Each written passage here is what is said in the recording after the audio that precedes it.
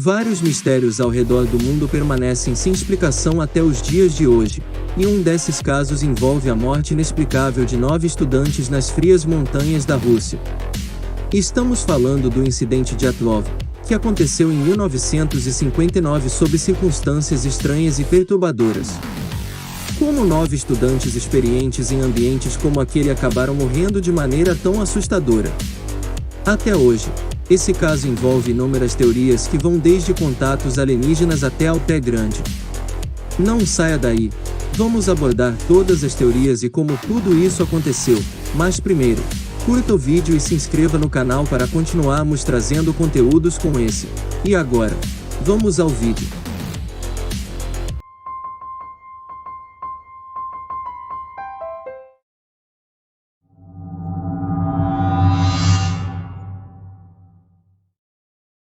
No ano de 1959, um grupo de 10 estudantes russos partiram para acampar na montanha Torten, nos Montes Urais, uma rede de montanhas localizada na Rússia, um dos lugares mais desolados do mundo, conhecida pelo seu difícil acesso devido às baixas temperaturas. Devido a uma tempestade de neve, decidem acampar na encosta da montanha Kolassiako, a 10 quilômetros de seu destino final. E foi exatamente lá que eles morreram em situações estranhamente horríveis e que até hoje ninguém consegue solucionar a causa de suas mortes. Já imaginou ter em seu atestado de óbito as palavras "fossa desconhecida" como a causa de sua morte? Pois é exatamente isso que consta no registro dos 9 estudantes russos que perderam a vida. O caso é conhecido por incidente do Passo Dyatlov, ou simplesmente Passo Dyatlov. O nome Dyatlov é por conta do líder do grupo, Igor Dyatlov. O grupo era composto inicialmente de 8 homens e 2 mulheres. Mas devido a problemas de saúde, um deles, Yuri Yudin, teve de retornar e isso salvou da estranha morte que seus amigos teriam mais tarde. Ele foi o único sobrevivente do grupo, e foi fundamental para o reconhecimento de seus companheiros quase um mês depois. Yudin veio a falecer em 2013 aos 75 anos por problemas naturais.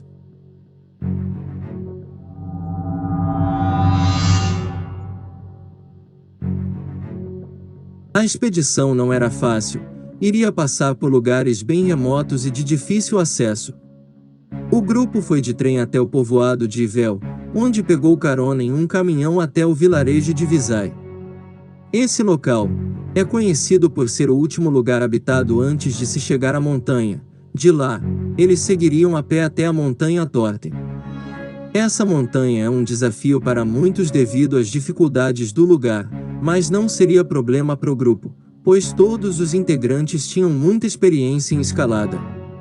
Eles começaram a caminhada rumo à morte no dia 27 de janeiro de 1959. E a volta estava prevista para o dia 12 de fevereiro. No dia 1 de fevereiro, segundo anotações em um diário de viagem encontrado com as vítimas, o tempo piorou e eles acabaram se perdendo.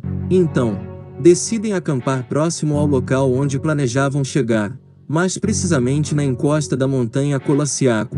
Lá, esperariam o mau tempo passar para seguir em viagem, mas mal sabiam eles que seria exatamente ali onde todos encontrariam seus fins de maneira trágica e misteriosa. Como o retorno deles estava demorando muito, seus familiares começaram a ficar preocupados. Então no dia 20 de fevereiro as buscas começaram e 6 dias depois os corpos começam a ser localizados. O cenário em que foram encontrados fez com que essas mortes se tornassem o caso mais enigmático da Rússia até hoje. De acordo com as investigações, eles foram surpreendidos por algo no meio da noite que os levou a rasgarem desesperadamente a barraca de dentro para fora. Depois fugiram apavorados do acampamento. Eles correram em direção a um bosque, cerca de 500 metros e depois se abrigaram embaixo de um pinheiro.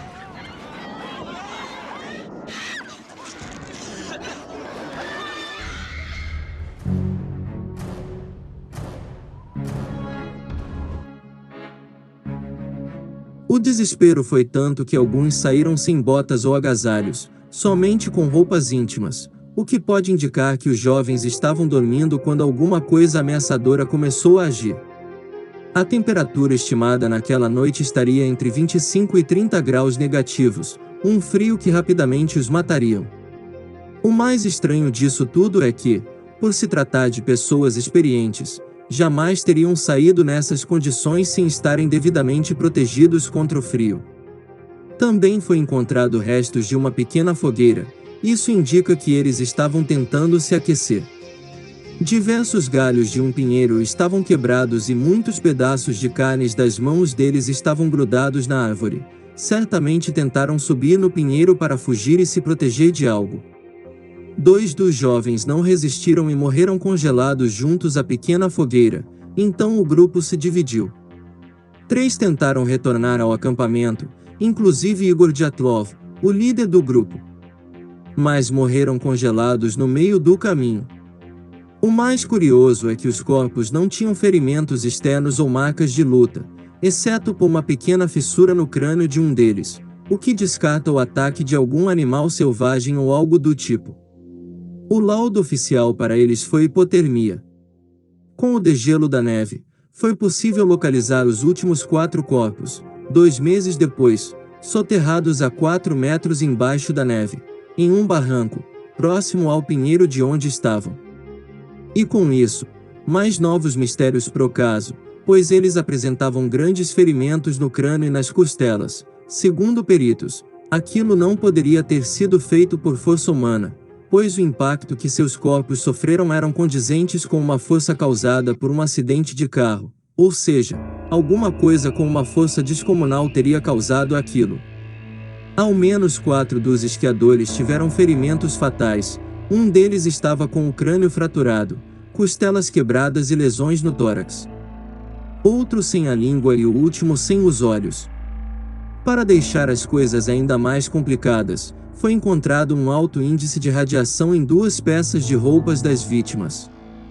No fim da investigação, como não conseguiram encontrar nenhuma prova de como os estudantes tinham sido mortos, foi apontado que o grupo foi vítima de uma força desconhecida.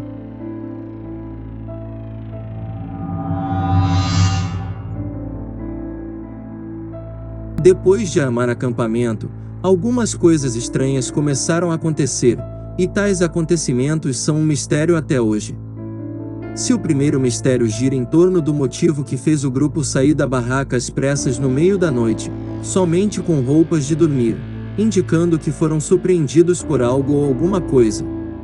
O segundo seria sobre as peças de roupas contendo radiação, e os estranhos ferimentos e mutilações causados em seus corpos.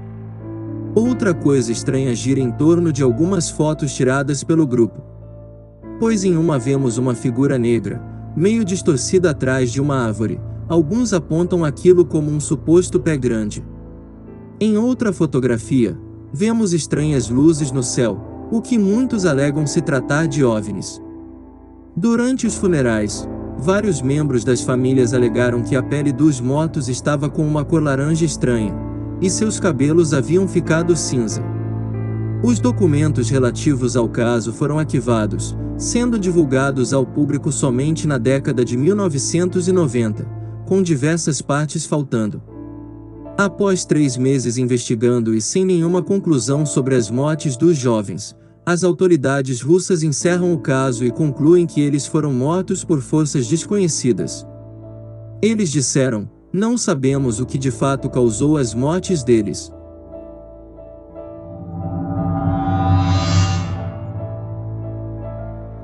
As mortes envolvendo o grupo são em sua maioria sofridas por hipotermia, mas nem todos tiveram esse fim. De acordo com o relatório oficial, pelo menos 7 dos jovens morreram por essa causa.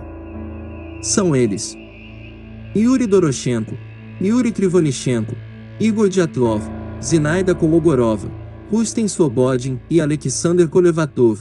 Já Alexander Zolotaryov envolveu hipotermia agravada pelas lesões sofridas. Lyudmila Dubinina teve hemorragia cardíaca e hemorragia interna. Nikolai Tibealksbrignol hemorragia cerebral.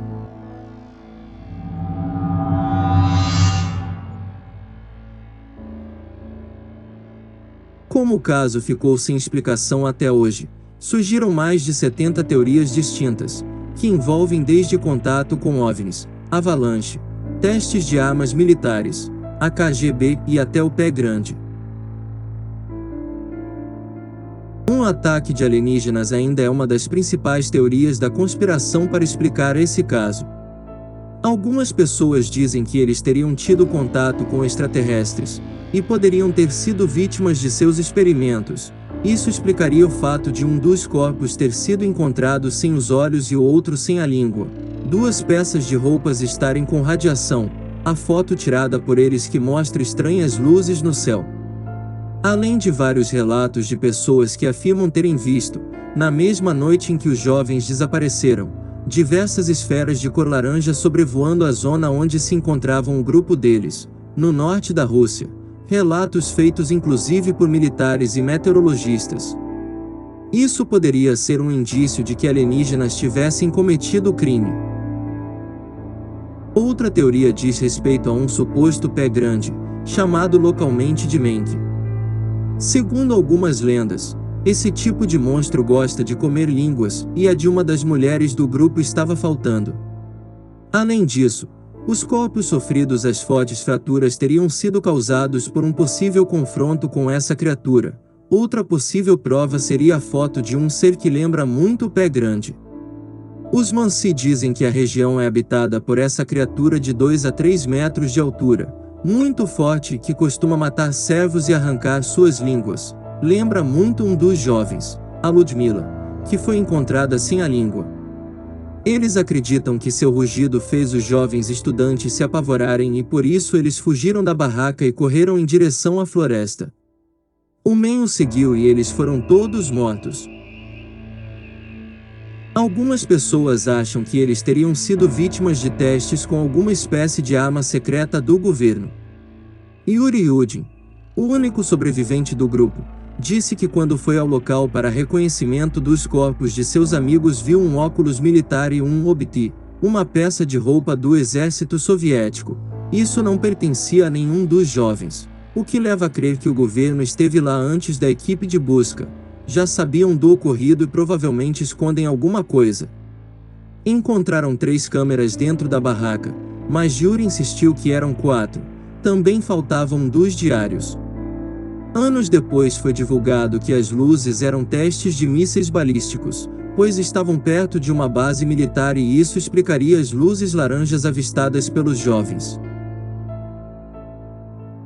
A irmã de Igor Diatro disse à BBC que quando viu a foto do irmão em seu caixão, percebeu que seu cabelo estava cinza e a cor da pele dele não era aquela.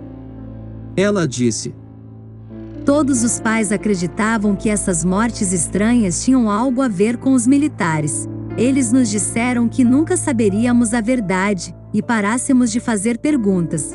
O que poderíamos fazer? Naquela época, se lhe dissessem para calar a boca, você cumpria. A teoria mais simples seria de que o grupo teria saído às pressas devido a uma avalanche. Fizeram uma fogueira, mas 2 de seus integrantes não teriam resistido ao frio e acabaram morrendo. Uma parte do grupo tentou retornar para pegar os pertences, mas morreu por hipotermia. E os outros 4 teriam sido pegos de fato pela avalanche e depois teriam tido partes de seus corpos comidos por animais.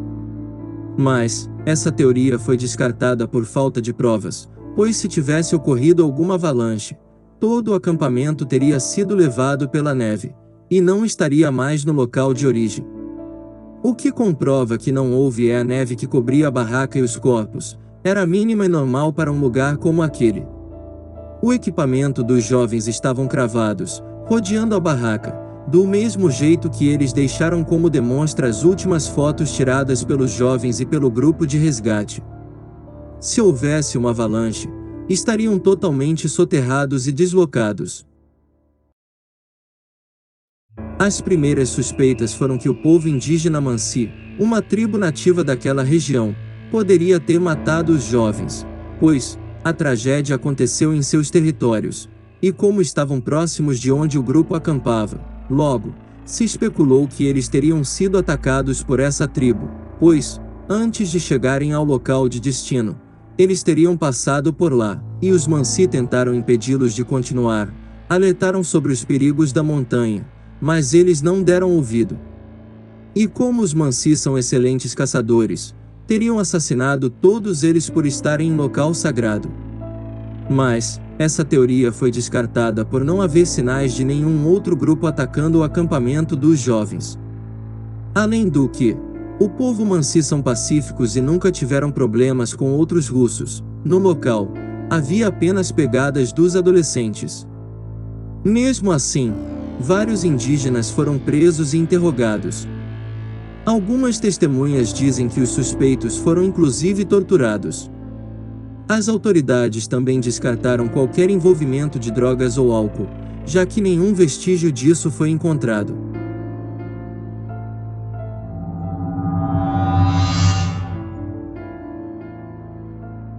A repercussão do caso é tanta que, em 2019, o governo russo abriu uma nova investigação sobre o caso. Declarou que a morte dos 9 estudantes foi devida a uma avalanche e baixa visibilidade no local.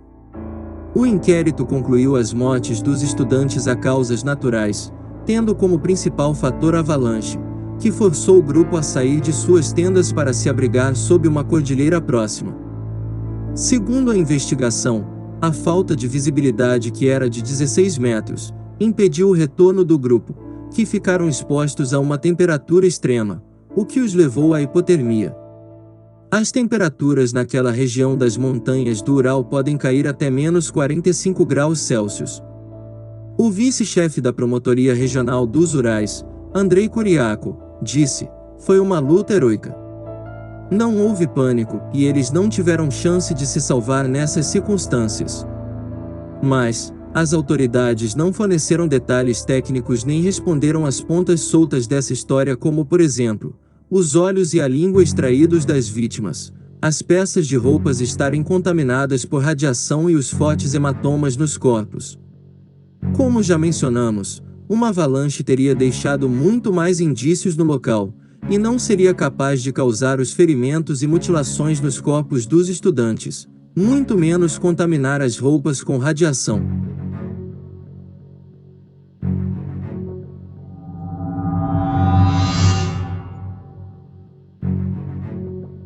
Alguns enigmas permanecem até hoje.